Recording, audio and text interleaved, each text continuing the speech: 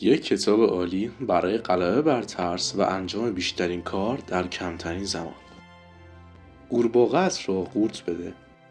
اثر برایان تریسی. هر روز صبح یک قورباغه زنده را قورت دهید. با این کار هیچ اتفاق بدتری برایتان در طول روز نخواهد افتاد. یعنی روزتان را با کاری شروع کنید که دوست ندارید.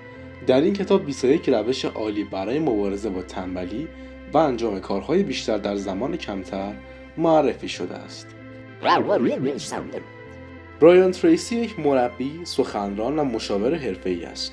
او رئیس کمپانی بین‌المللی مشاوره و تعلیم برایان تریسی است که در سولونا بیچ در کالیفرنیا واقع شده است. او یک میلیونر خودساخته است. او درسش را به سختی یاد گرفته است. او مدرسه را نیمه کاره رها کرد و سالها به کارگری مشغول بود. او ظرفا را می‌شست، الوارها را جمع می‌کرد، دسته های یونجه را در مزارع و دامداری ها روی هم میچید. در اواسط 20 سالگی او فروشنده شد و قدم به دنیای تجارت گذاشت. بعد از سالها مطالعه به کارگیری ایده ها، روش ها و تکنیک های گوناگونی که یافته بود، با ادامه دادن این روش توانست رئیس شرکت بزرگ و 265 میلیون دلاری شود. در 30 سالگی در دانشگاه آلبرتا ثبت نام کرد و لیسانس اقتصاد گرفت و در رشته مدیریت از دانشگاه کلمبیا فوق لیسانس گرفت. در طی این سالها او در 22 کمپانی و شرکت صنعتی مختلف کار کرده است. در سال 1981 او اصول موفقیتش را در سمینارها و سخنرانی‌هایی که در سطح کشور برگزار می‌کرد تعلیم داد. امروز کتاب‌ها، برنامه‌های صوتی و تصویری او به 28 زبان دنیا ترجمه شده‌اند و در 38 کشور مورد استفاده واقع می‌شود. برایان فقط روی یک مسئله تمرکز دارد. او اعتقاد دارد که افراد معمولی پتانسیل عظیم و بکری دارند. او معتقد است اگر روش‌ها، تکنیک‌ها و استراتژی‌های کلیدی را که توسط افراد موفق دیگر تجربه شده است به کار ببرید، می‌توانید مستقیما و سریعتر به سوی هدفتان گام بردارید. برایان پس از شروع سخنرانی‌های تخصصی‌اش، ایده‌هایش را با بیش از 2 میلیون نفر در 23 کشور جهان تقسیم کرده است. او به عنوان مشاور و مربی در بیش از 500 شرکت مشغول کار است. او با همه اصول این کتاب زندگی کرده است و آنها را تمرین کرده است. او خودش و هزاران نفر دیگر را با ناامیدی‌ها و سرخوردگی‌های بی‌انتهایی نجات داده و آنها را به خوشبختی و موفقیت رسانده. برایان تریسی خودش را یک خواننده الکتریکی می‌نامد. او خودش را یک محقق آکادمیک نمی‌داند، بلکه خود را خلاصه کننده اطلاعات می‌داند. هر سال او صدها ساعت به مطالعه حجم زیادی از روزنامه‌ها، مجلات، کتاب‌ها و سایر منابع می‌گذراند. علاوه بر این، او ساعت‌ها به گوش کردن برنامه‌های صوتی می‌پردازد، در سمینارهای متعددی شرکت می‌کند و تعداد بیشماری نوار ویدیویی در مورد موضوع مورد علاقه‌اش تماشا می‌کند. اطلاعات به دست آمده از رادیو، تلویزیون و سایر رسانه‌ها به دانش او اضافه می‌شود. او ایده‌ها و اطلاعات به دست آمده را بر اساس تجربیات خودش و دیگران هم ادغام میکنه و اونا را در زندگی خودش به کار میبره. پرفروش‌ترین نویسنده‌ایه که بیش از 12 کتاب نوشته. کتاب‌هایی مثل حداکثر موفقیت، استراتژی‌های فروش موفقیت، 100 قانون غیرقابل خدشه در زمینه موفقیت در فروش. او بیش از 300 نوار صوتی و تصویری آموزشی تولید کرده است که به 20 زبان ترجمه شده و در 35 کشور تعلیم داده میشه. او ازدواج موفقی داشته و 4 فرزند دارد. برایان در سن دیگو زندگی میکنه و سالها بیش از 100 بار به مسافرت و سخنرانی کردن میپردازد و در 17 کشور مشغول فعالیت‌های تجاری است. او یکی از سرشناس‌ترین مؤلفان جهان در زمینه موفقیت محسوب میشود. از اینکه این کتاب را در دست گرفته‌اید متشکرم. امیدوارم این ایده ها چنان که به من و هزاران نفر دیگر کمک کرده برای شما هم سودمند باشه. در واقع امیدوارم این کتاب زندگی شما را برای همیشه متحول کنه. هیچگاه برای انجام همه کارهایی که باید انجام بدیم وقت کافی وجود نداره. شما به شدت در محاصره کارهایتان، مسئولیت‌های شخصی، پروژه‌ها، یک خروار مجله و کتاب برای خواندن قرار گرفته‌اید که دوست دارید همین روزا به سراغ آنها بروید، اما واقعیت این است که شما هیچ وقت سراغشون نمیرید. شما هرگز همگام با کارهایتان قدم بر نمی‌دارید و از اونها عقب می‌افتید. وقت ندارید که همه اون کتاب‌ها و مجلات رو بخوانید و برای کارهای تفریحی که همیشه در آرزویشون هستید وقت اضافه پیدا نمی کنید. این فکر را از ذهنتون بیرون کنید که بتوانید مشکل مدیریت زمانتان را با کارایی بیشتر برطرف کنید. مهم نیست که شما چقدر در تکنیک‌های کارایی شخصی توانمند هستید، زیرا همیشه کارهایی که باید انجام دهید بیشتر از وقتی است که در اختیار دارید. حال آن وقت هر چقدر می‌خواهد باشد. شما می‌توانید کنترل زمان و زندگیتان را در دست بگیرید و این زمانی میسر می‌شود که روش فکر کردن و کار کردنتان را تغییر دهید و مشغول دریای بیکران مسئولیت‌هایی بشوید که شما را احاطه کرده‌اند. شما می‌توانید کنترل کارها و فعالیت‌هایتان را به دست آورید، فقط به شرط اینکه انجام برخی کارها را متوقف کنید و وقت بیشتری به بعضی از کارها اختصاص دهید که می‌توانند در زندگی شما یک تحول اساسی ایجاد کنند. صدها کتاب و هزاران مقاله درباره کارایی و اثربخشی شخصی خواندم و این کتاب نتیجه آن مطالعات است. هر زمان با روش خوبی روبرو شدم، ابتدا آن را در زندگی خود به کار برده و در صورت نتیجه بخش بودن آن را در سخنرانی‌ها و سمینارها به دیگران آموزش دادم. هرگاه به ایده خوبی برخورد کردم، در کار و زندگی شخصیم مورد استفاده قرار دادم. اگر مفید بود، در سخنرانی‌ها و سمینارهایم می‌گنجاندمش و به دیگران یاد می‌دادم. همین فرایند یادگیری و به کارگیری آموخته‌ها زندگیم را متحول کرد. هنوز هم در عجبم که این کارها چقدر آسان و واضح بوده است. فقط باید فهمید افراد موفق چه کارهایی میکنند و بارها و بارها آنها را تکرار کنیم تا نتایج مشابهی به دست آوریم. واو، عجب ایده‌ای! خود من به خاطر تجربیات ناموفق عمیقاً احساس حقارت و بیکفایتی میکردم و به این خطای ذهنی دچار شده بودم که گمان میکردم افراد موفق بهتر از من کار میکنن، چون واقعاً بهتر از من هستن. آنچه یاد گرفتم این بود که این مسئله ضرورتاً درست نیست، بلکه افراد موفق کارها را به گونه‌ای دیگر انجام میدهند و از لحاظ منطقی آنچه که آنها یاد گرفتند برای منم قابل یادگیری است. این یک کشف بزرگ برای من بود. هم از این اکتشاف تعجب کرده بودم و هم هیجان زده شده بودم. من فهمیدم میتوانم زندگیم را تغییر دهم و تقریباً به تمام اهدافی که برای خودم تعیین کردم برسم. تنها به این شرط که بفهمم سایرین در بعضی زمینه‌ها چگونه کار میکنن و من هم همون کارها را انجام بدهم تا نتایج مشابه آنها را به دست آورم. کلید موفقیت‌های بزرگ، کامیابی، احترام، منزلت اجتماعی خوشبختی این است که بتوانید با تمام حواس روی مهمترین کارهایتان تمرکز کنید تا آنها را به خوبی انجام دهید و کاملا به اتمام برسانید. این کتاب را به این خاطر نوشتم که به شما نشان دهد چگونه سریعتر در کارهایتان پیشرفت کنید و شامل 21 اصل مفید است که در زمینه کارایی شخصی کشف کردم. این روش‌ها، تکنیک‌ها و استراتژی‌های کاربردی ثابت شده و به سرعت قابل اجرا هستند. هر آنچه که یاد می‌گیرید راه حل‌های ویژه برایتان محسوب می‌شود که می‌توانید فوراً از آنها استفاده کنید تا به نتایج بهتر و سریعتری در کارهایتان نائل شوید. هر ایده‌ای در این کتاب بر این اساس است که سطح کلی کارایی، عملکرد و نتیجه یابی شما را افزایش دهد تا شما را در کارهایی که به آن می‌پردازید ارزشمندتر گرداند. هر کدام از این 21 روش و تکنیک به خودی خود کامل است، اما همه آنها ضروری هستند. یک استراتژی ممکن است در موقعیت سودمند باشد و استراتژی دیگر در یک موقعیت دیگر به درد بخورد. همه این 21 روش با یکدیگر مجموعه کاملی از تکنیک‌های کارایی را ارائه می‌دهند که می‌توانند در موقعیت بر حسب کاربردشان مورد استفاده شما واقع شوند. کلید موفقیت عمل کردن است. هرچه سریعتر آنها را فرا بگیرید و مورد استفاده قرار دهید، در شغلتان زودتر پیشرفت می‌کنید و پیشرفتتان تضمین شده خواهد بود. و زمانی که یاد بگیرید چطور قورباغه را قورت بدهید، دیگر هیچ محدودیتی در انجام کارهایتان نخواهید داشت. مقدمه.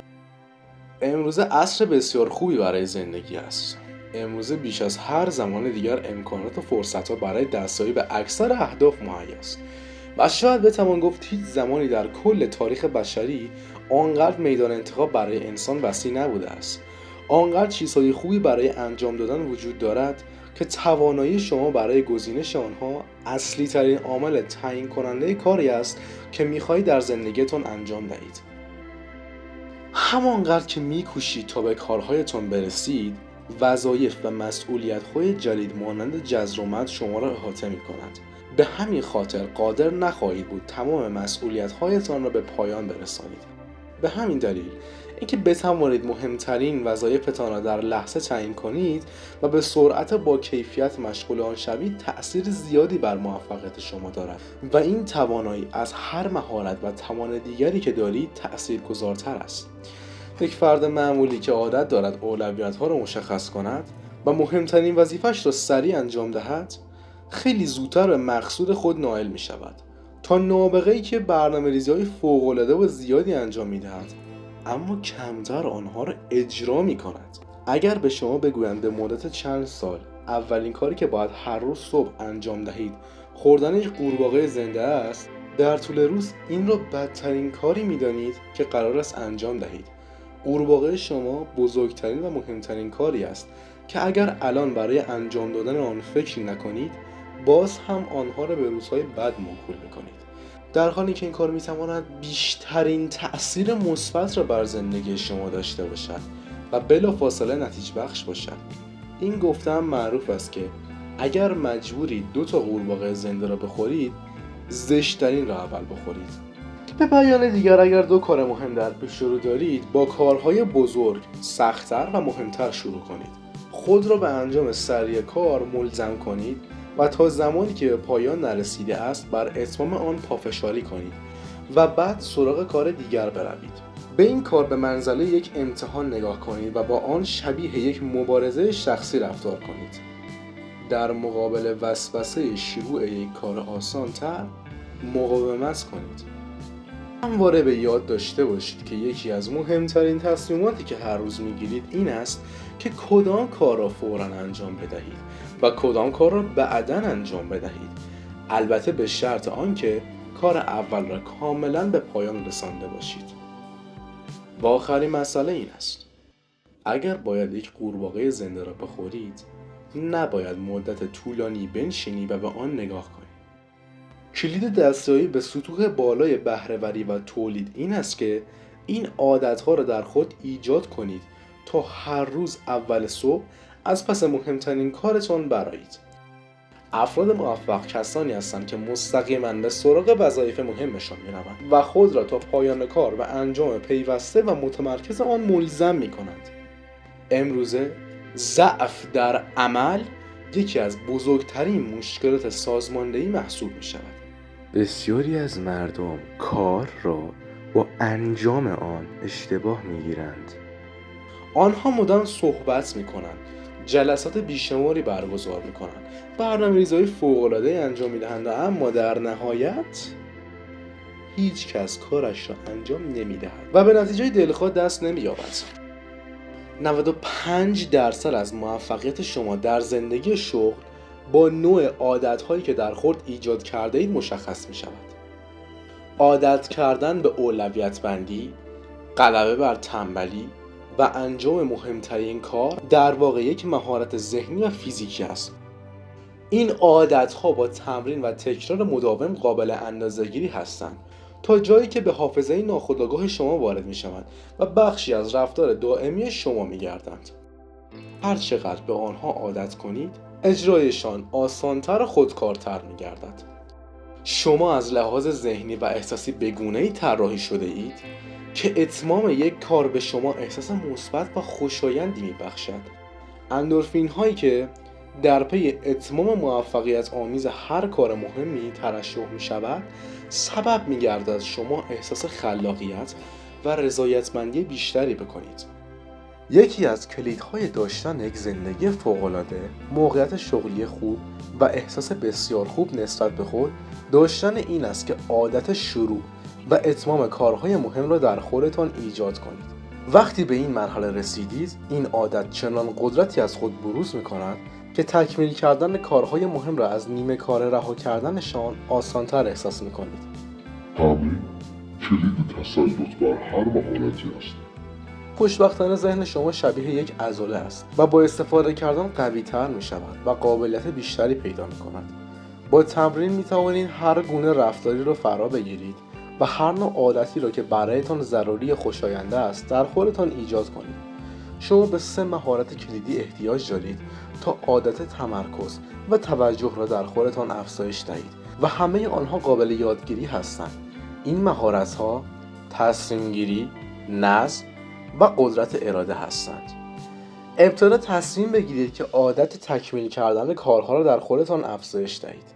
ثانیاً خود را به تمرین اصولی که قرار است یاد بگیرید ملزم کنید تا اینکه کاملا در آنها ماهر شوید و نهایتاً هر کاری را با اراده خود تقویت بخشید تا این عادت در شما ثابت گردد و به بخشی پایدار از شخصیت شما تبدیل گردد. برای اینکه با سرعت به شخصیت مورد علاقه‌تان که دارای بهره‌وری، کارایی و تأثیرگذاری بالا است دست پیدا کنید، یک روش خاص وجود دارد. این روش شامل تفکر مداوم شما درباره سود و منفعتی است که در یک شخصیت عملگرا با سرعت عمل بالا و متمرکز وجود دارد. خودتان را به عنوان فردی در نظر بگیرید که کارهای مهم را به سرعت و با کیفیت و بر اساس یک سری اصول پایدار انجام می‌دهد. تصویر شما از خودتان و یا روشی که خودتان را در درونتان ارزیابی می‌کنید به طور گسترده در عملکرد بیرونی شما تعیین کننده است. آدمی ساخته افکار خویش است. فردا همانی می‌شود که امروز می‌اندیشد. شما عملاً ظرفیتی نامحدود برای یادگیری و گسترش مهارت‌های جدید، عادت‌ها و توانایی‌ها دارید. زمانی که با تمرین و تکرار به خودتان می‌آموزید تا بر تعلل و تنبلی غلبه کنید و مهمترین وظایفتان را به سرعت به اتمام برسانید، خود را روی خط سرعت زندگی و شغلتان قرار داده اید و بر روی پدال گاز پا گذاشته اید.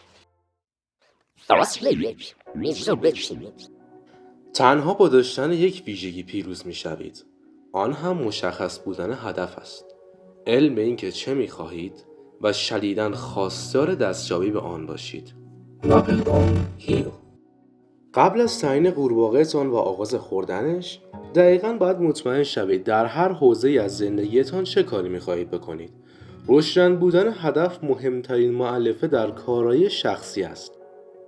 اولین دلیل اینکه چرا برخی کارهایشان را سریعتر از بقیه انجام میدهند این است که کاملا در مورد اهدافشان ذهنیتی روشن دارند و از آنها منحرف نمیشوند. هرچه براتون روشن‌تر باشد چه میخواهید و برای رسیدن به آن چه باید بکنید، غلبه بر تنبلی، خوردن قورباغه و ادامه کارتون تا پایان آسان‌تر میشود. ابهام، گیجی و آشفتگی ذهنی در مورد اینکه باید چه کاری را به چه دلیل و به چه صورت انجام دهید، یک دلیل مهم برای تعلل و فقدان انگیزه است. شما باید با تمام قدرت از این وضعیت رایج بپرهیزید و این تنها با تلاش برای ایجاد وضوح در هر کاری که می‌خواهید انجام دهید میسر می‌شود. روی کاغذ فکر کنید. تنها 3% از مردم اهداف واضح و نوشته شده دارند. میزان کارایی و موفقیت این افراد 5 تا 10 برابر بیشتر از افرادی است که از لحاظ تحصیلات و توانایی در یک سطح هستند یا حتی بهتر از آنها هستند، اما به هر دلیلی هرگز زمانی برای نوشتن دقیق آنچه میخواهند اختصاص ندادند. یک فرمول قدرتمند برای تنظیم و دستیابی به اهداف وجود دارد که میتوانید آن را برای بقیه زندگیتان به کار ببرید. این فرمول شامل 7 مرحله است. گذراندن هر یک از این مراحل میتواند بهره‌وری شما را 2 یا 3 برابر کند. گام اول، تصمیم بگیرید دقیقاً چه میخواهید. به تنهایی یا با رئیستان بنشینید و آنقدر در مورد هدف‌ها و برنامه‌هایتان بحث کنید تا کاملاً آشکار شود که از خود چه انتظاری دارید. تعجب آور است که افراد زیادی مدت‌ها مشغول کارهای کم ارزش هستند، فقط به این خاطر که هرگز بحث مهم را با رئیس خود انجام ندادند. یکی از بدترین راه‌های استفاده از زمان آن است که کاری غیر ضروری را به بهترین صورت انجام دهیم. استفان کوی میگوید قبل از آن که شروع به بالا رفتن از نردبان موفقیت کنید، ابتدا مطمئن شوید که نردبان را به ساختمان مناسب تکیه داده اید. گام دوم، بنویسید. روی کاغذ فکر کنید. زمانی که اهدافتان را می‌نویسید، آنها را شفاف کردید و شکلی ملموس به آنها دادید. شما چیزی رو خلق کرده اید که قابل لمس کردن و دیدن است. به عبارت دیگر، هدفی که نوشته نمی شود آرزو یا خیالی بیش نیست و هیچ انرژی پشت آن وجود ندارد. اهداف نانوشته به گیجی، ابهام، گمگشتگی و اشتباهات بیشمار منجر می شود. گام سوم، یک ضرب الاجل برای اهدافتان تعیین کنید. در تصمیم یا هدف بدون ضرب الاجل هیچ فوریتی حس نمی شود و آغاز و پایان حقیقی ندارد. بدون یک ضرب الاجل و مهلت مشخص شما به طور طبیعی کارتان را به تعویق می اندازید و بخش اندکی از آن را انجام می دهید. گام چهارم، از هر چه فکر می کنید برای رسیدن به هدفتان ضروری است فهرستی تهیه کنید. همانطور که به کارهای جدید برای رسیدن به اهدافتان فکر می کنید آنها را به فهرستتان اضافه کنید و این کار را ادامه دهید تا لیست تکمیل شود و آن را تا پایان کارتان نگه دارید. این فهرست یک تصویر مشخص از وظایف یا اهداف بزرگتر به شما می‌دهد و به شما راهی برای ادامه مسیر نشان می‌دهد. این فهرست به نحو چشمگیری احتمال دستیابی به هدفتان را افزایش می‌دهد، زیرا شما آن را تعریف کرده اید و مورد برنامه‌ریزی قرار داده اید. گام پنجم، فهرست را در قالب یک برنامه سازماندهی کنید. فهرستتان را با اولویت‌ها و ترتیب کارها سازماندهی کنید. تصمیم بگیرید چه کاری را باید اول و چه کاری را می‌توانید بعداً انجام بدهید. برای اینکه برنامه‌تان را بیشتر ملموس کنید، کارهایتان را داخل ورق‌های مستطیل شکل یا دایره‌ای شکل بنویسید. وقتی ببینید رسیدن به هدف زمانی که آن را به وظایف کوچکتر تقسیم کرده اید چقدر آسان‌تر می‌شود، شگفت‌زده خواهید شد. با یک هدف نوشته شده و برنامه سازمان یافته، کارایی و توانایی شما بیشتر از فردی می شود که اهدافش را تنها در ذهنش نگه می دارد. گام ششم، فوراً بر اساس برنامه عمل کنید. کاری انجام دهید هرچه می خواهد باشد. برنامه معمولی که بسیار خوب انجام شود بهتر از برنامه عالی است که هیچ اقدامی برای انجام آن صورت نگیرد.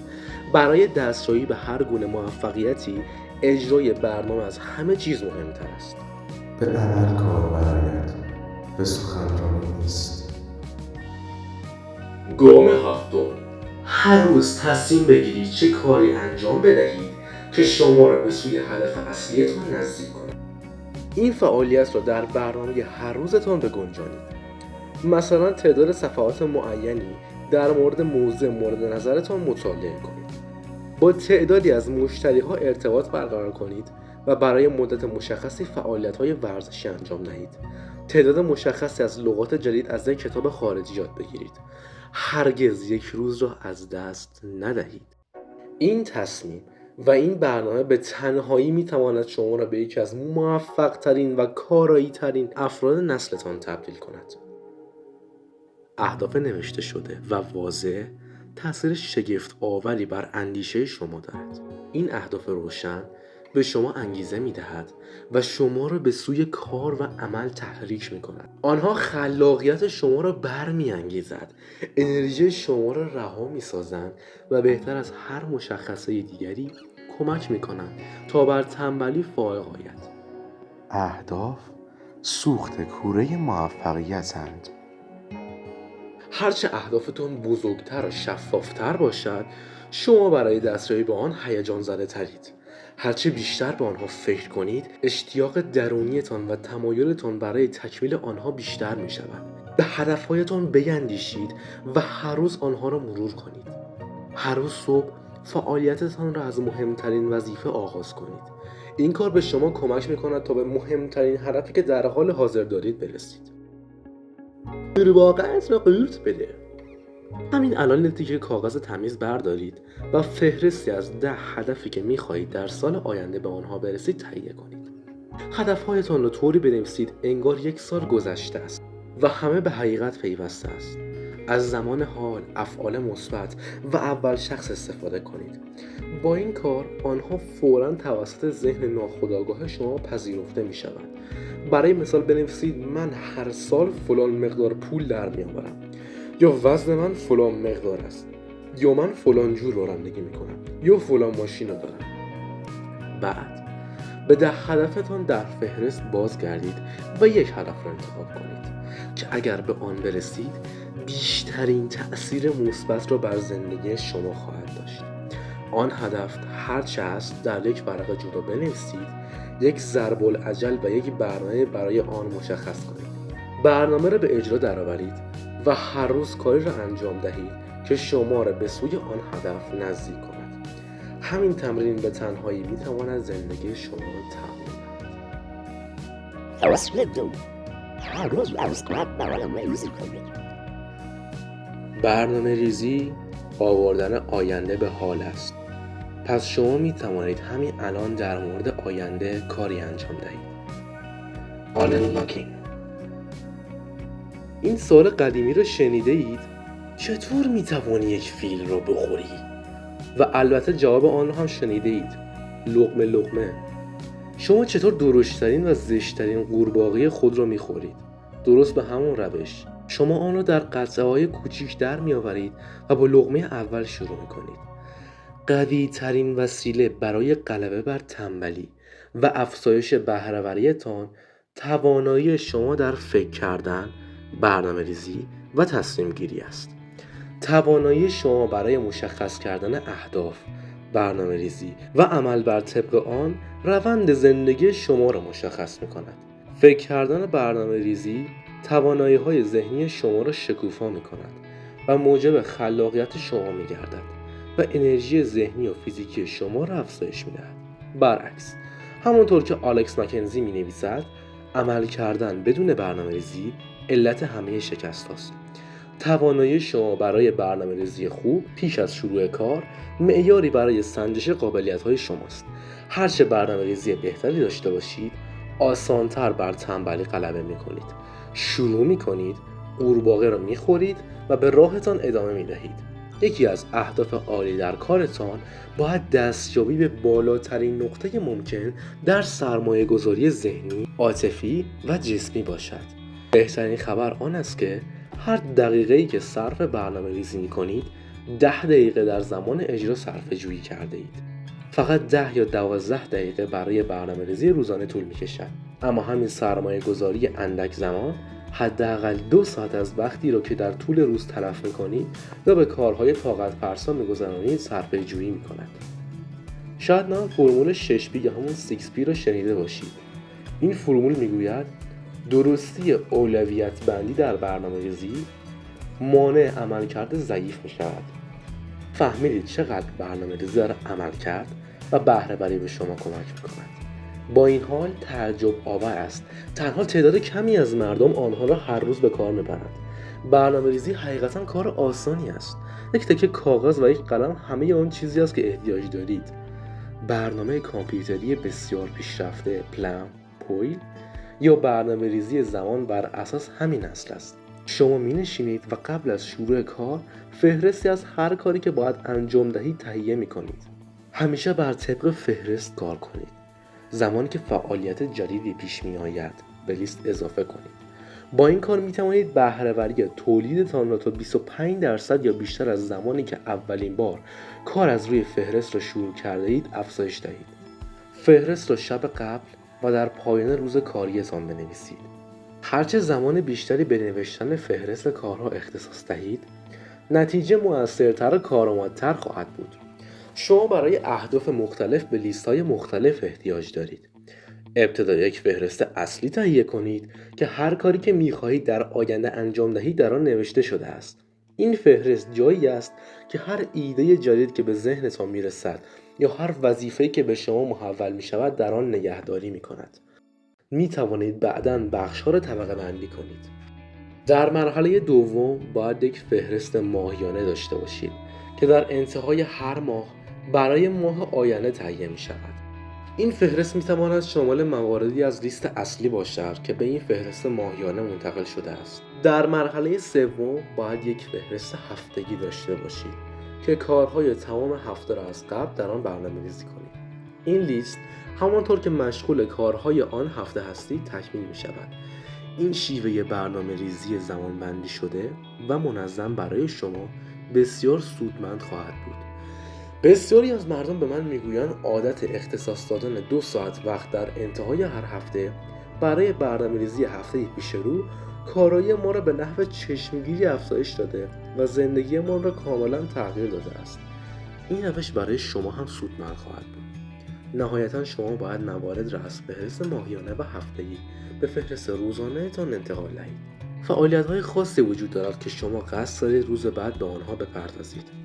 همونطور که کارها را در طول روز انجام می‌دهید، موارد انجام شده را علامت بزنید. این کار یک تصویر واضح از تکمیل کارها به شما می‌دهد و موجب احساس موفقیت و حرکت رو به جلو می‌گردد. وقتی خودتان را از طریق فهرست در انجام کارها موفق ببینید، پر انرژی می‌گردید. این سبب افزایش عزت نفس و اعتماد به نفس شما می‌گردد. وقتی پروژه‌ای از هر نوعی در دست دارید، کار را با تهیه فهرستی از همه کارها که برای تکمیل یا اتمام طرح از ابتدا تا پایان کار ضروری‌اند شروع کنید و همانطور که بر طبق فهرست پیش می‌روید، احساس مفید بودن و توانایی بیشتری می‌کنید. احساس می‌کنید کنترل زندگی را در دست دارید و به طور طبیعی برای انجام کارهای بیشتری انگیزه پیدا می‌کنید. یکی از مهمترین قوانین کارایی فردی قانون 10-90 است. این قانون میگوید 10% زمانی که شما صرف برنامه‌ریزی و سازماندهی کارتان پیش از شروع آن می‌کنید، به اندازه 90% در زمانی که باید کار را انجام بدهید صرفه جویی می‌کنید. فقط باید برای اثبات این قانون در کار خودتان تلاش کنید. وقتی از قبل برای هر روز برنامه‌ریزی کنید، شروع و ادامه کارها آسان‌تر می‌شود. کارها سریعتر و آسان‌تر از قبل انجام می‌شود و شما احساس توانایی و رضایت بیشتری می‌کنید و سرانجام توقف ناپذیر می‌گردید. قورباغه‌ات را قورت بده. از امروز برنامه روزانه، هفتگی و ماهانه خود را تهیه کنید. یک دفترچه یا یک برگ کاغذ بردارید و همه کارهایی که باید در 24 ساعت آینده انجام دهید فهرست کنید. موارد جدید را هم که براتون پیش می آید به لیست اضافه کنید. فهرستی از همه طرح‌ها و شغل‌های چند مسئولیتی که برای آینده شما مهم است تهیه کنید. طرح‌ها، اهداف و وظایفتان را بر اساس اولویت، آنچه اهمیت دارد و توالی، آنچه باید اول، دوم، سوم و غیره انجام شود مرتب کنید. در ذهنتان با پایان کار آغاز کنید و به عقب برگردید. روی کاغذ فکر کنید. همیشه از روی فهرست کار کنید. متعجب می شوید از اینکه با این کار چقدر کارایی بیشتری یافته اید و چقدر قورت دادن قورباغه‌تان آسان تر می گردد.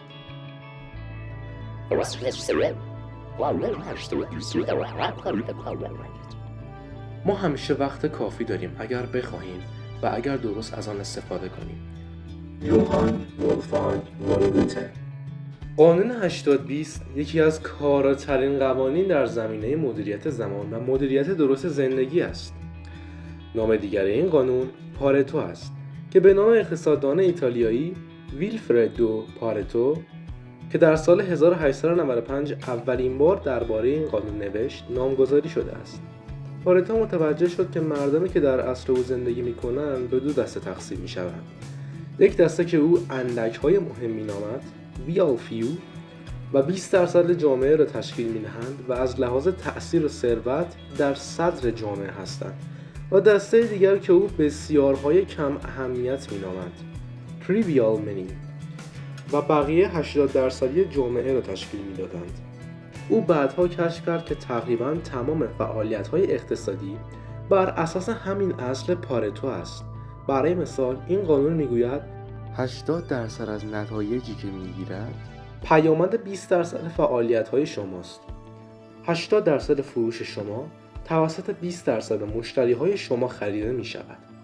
20% تولیدات یا خدماتی که ارائه می‌دهید 80% از سود شما را تعیین می‌کند و الی آخر.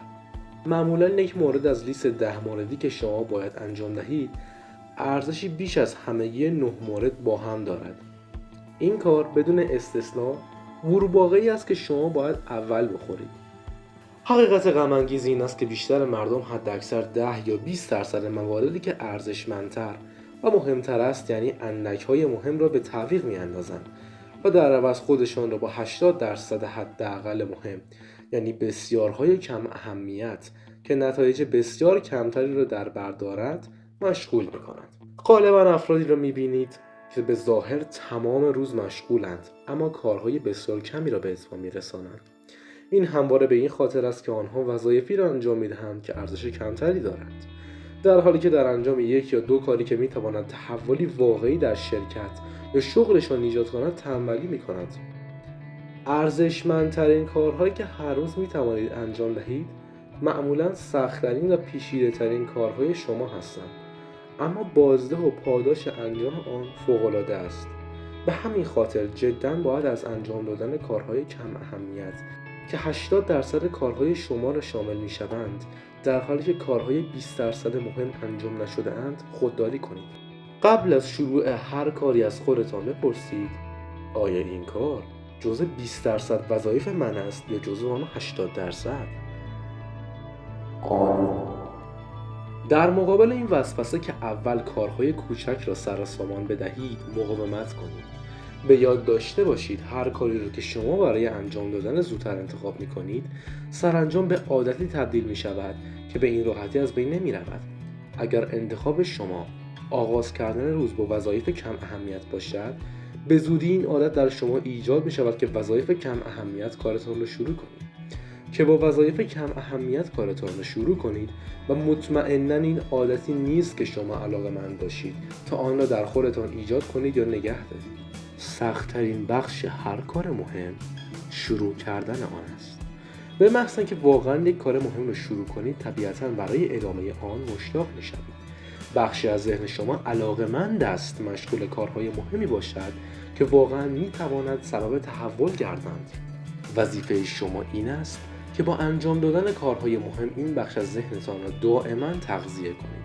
فکر کردن در مورد شروع و اتمام یک کار مهم به شما انگیزه می‌دهد و برای غلبه بر تنبلی به شما کمک می‌کند. حقیقت این است که مدت زمانی که برای اتمام یک کار مهم نیاز است، معمولاً برابر همان زمانی است که برای انجام یک کار کم اهمیت لازم است. تفاوت این است که شما با انجام یک کار مهم و ارزشمند احساس خرسندی و غرور می‌کنید. مدیریت زمان حقیقتاً مدیریت زندگی و مدیریت شخصی است. مدیریت زمان تحت کنترل درآوردن توالی و ترتیب امور است. مدیریت زمان کنترل کاری است که بعداً می‌خواهید انجام دهید و همیشه در انتخاب اینکه چه کاری را اول انجام بدهید آزادید. مهمترین عامل تعیین کننده موفقیت آن در زندگی شغل، توانایی شما در انتخاب میان کار مهم و غیر مهم است. غیر با غیر قورت بده. همین امروز فهرستی از تمامی اهداف مهم، فعالیت‌ها، طرح و مسئولیت‌های زندگیتان تهیه کنید. کدام یک از آنها جزء 10 یا 20% از کارهایی هستند یا می‌توانند باشند که 80 یا 90% از نتایج مورد نظر شما را به بار می‌آورند. همین امروز تصمیم بگیرید که قصد دارید بیشتر روی کارهای زمان صرف کنید که یک تحول واقعی در زندگی و شغل شما ایجاد می‌کنند و وقت کمتری بر روی فعالیت‌های کم اهمیت‌تر بگذارید.